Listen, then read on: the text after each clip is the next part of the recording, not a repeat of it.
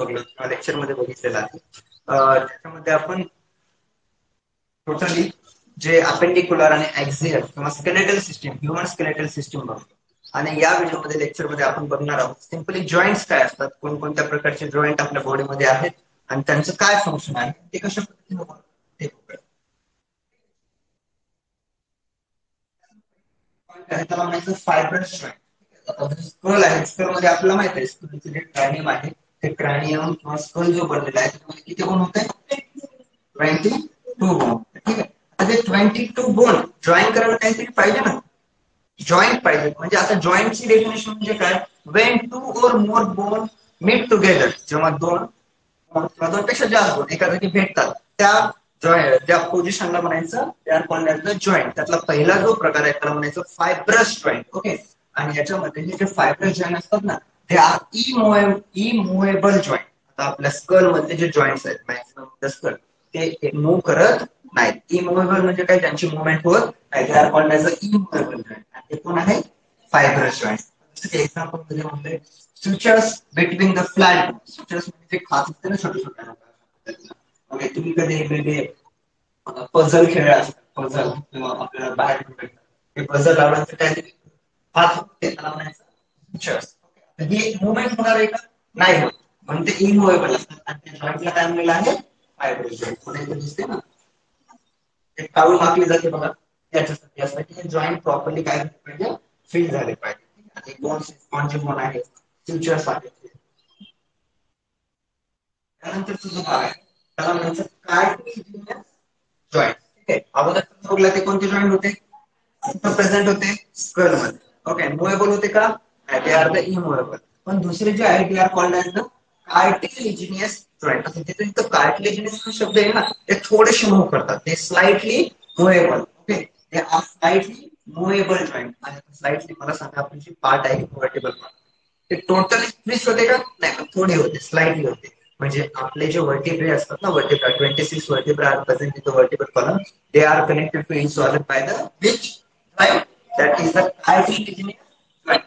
Bones are joined together with the help of the cartilage. Example म्हटलं joint between the adjacent म्हणजे लगातार. इथे एक वर्टिब्रा आहे त्याच्या वरचा आणि त्याच्या खालचा हा जो भाग आहे हा जॉइंट आहे. त्या जॉइंटचं नाव आहे कार्टिलेजिनियस जॉइंट. मी ऐकलं असेल की माझ्या वर्टिब्रल कॉलमची प्लेट असं काहीतरी ऐकलं ना कधी. ते जे असते ना ते असते ते कार्टिलेजिनियस आणि ते जॉइंट असते त्याला म्हणायचं कार्टिलेजिनियस जॉइंट. ओके. सर्व ऐकून किती होते? Class 8 axis 8 thoracic lumbar sacrum सगळ्यामधला जो जॉइंट आहे तो कोणता असेल? Cartilaginous joint. त्यानंतर आहे सायनोव्हियल. बघा पहिला जॉइंट बघितला होता त्याचं नाव काय होतं?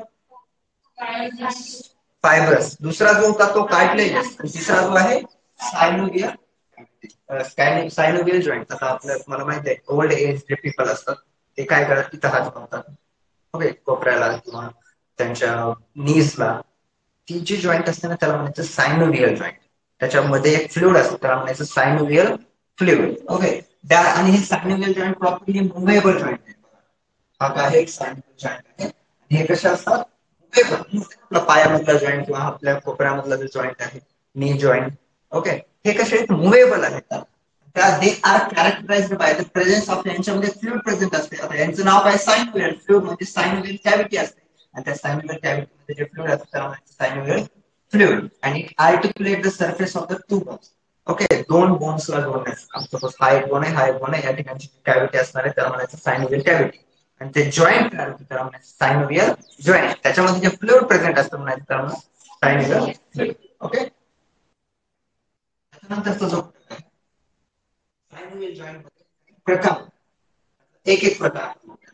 पहिला तुम्हाला सांगतो बॉल अँड सॉकेट जॉईंट. तुम्ही बघितलेला आहे बॉल अँड सॉकेट जॉईंट कुठे असतो? आपल्या शोल्डर जॉईंट मध्ये किंवा हिप जॉईंट. शोल्डर म्हणजे हा, हिप म्हणजे हा.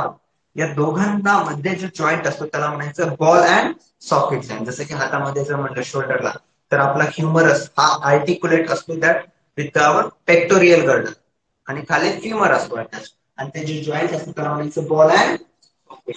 दुसरं असतं हिंज जॉईंट. हिंज जॉईंट म्हणजे नी joint elbow joint.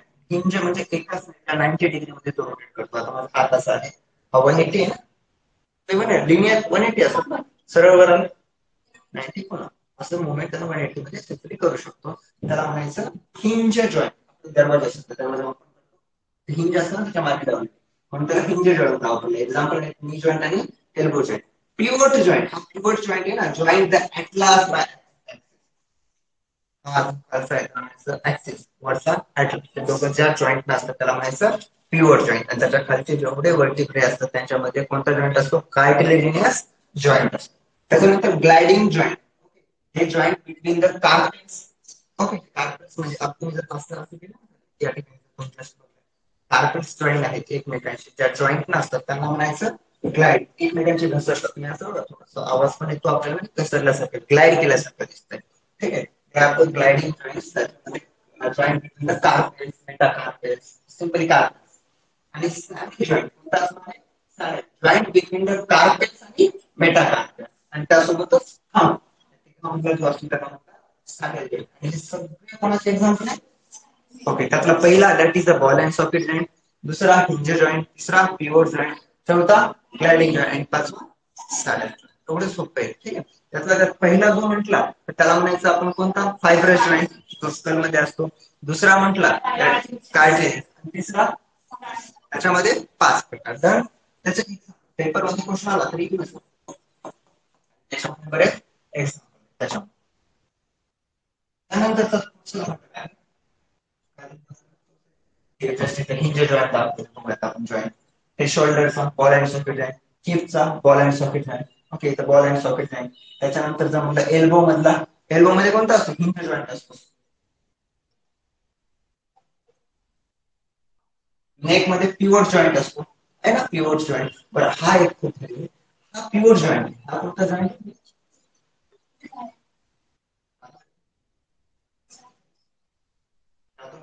Group group हा पिव्होट जॉईंट. हा पिव्होट जॉईंट कुठला आहे माहिती का, रेडियस आणि अल्नापासून तो आहे पिव्होट जॉईंट. आपण बघितलेलं आहे सॅडल जॉईंट मध्ये थंब सोबत असतो. ठीक आहे, आता आहे डिसऑर्डर. पाठ होते की नाही, disorders of the muscles and the skeletal system. त्याच्यामध्ये कोणकोणते डिसऑर्डर आहेत बघायचं. हे आपल्याला काय झालंय, पहिला आहे मिस्थेनिया ग्रेव्हिस. ओके, तुम्ही बघले आहे मिस्थेनिया ग्रेव्हिस. हा ऑटो इम्यून डिसऑर्डर, मॉडर्न आणि पीसीएस वर एक्झाम मध्ये क्वेश्चन येतात. तर myasthenia gravis is related to the skeletal system and also related to the joints. It is the autoimmune disorder आणि हा अफेक्ट करतो न्यूरोमस्क्युलर जंक्शनला. जर तुम्हाला त्यामध्ये तुम्हाला न्यूरोमस्क्युलर जंक्शन काय असते प्रॉपरली सांगितलं, तर हे कोणाला अफेक्ट करणार आहे, neuromuscular junction. It's not a fatal म्हटल्यासारखं विकनेस आणि काय होऊ शकतं, म्हणजे सिंपली काय होतं, कशाचा आहे, न्यूरोमस्क्युलर डिसीज आहे. त्याचं नाव आहे दॅट इज नो मिस्थेनिया ग्रेव्हिस. ठीक आहे, कशा पद्धतीने काम करेल पालक पांडे, फक्त एवढ्या गोष्टी तुम्हाला या ठिकाणी लक्षात ठेवायच्या. त्यानंतर स्टेबल ऑफिस मस्कुलर डिस्ट्रोफी म्हणतात. ठीक आहे, त्याला म्हणतात muscular dystrophy. Progressive degeneration of the skeletal muscle, म्हणजे स्केलेटल मसल्स प्रॉपरली वर्क करू शकत. Okay, and mostly due to the muscular dystrophy genetic disorder. अर्धे जण काय असतात आणि असं काय नाही, तर तुम्हाला माहित पाहिजे बघा, मस्कुलर डिस्ट्रॉफी हा कोणासोबत आहे, जेनेटिक डिसऑर्डर, म्हणजे जेनेटिकली हा पुढे जातो. त्यातल्या ऑटोइम्युन मध्ये मिस्थेनिया ग्रेव्हिस येते. खूप सोपं आहे.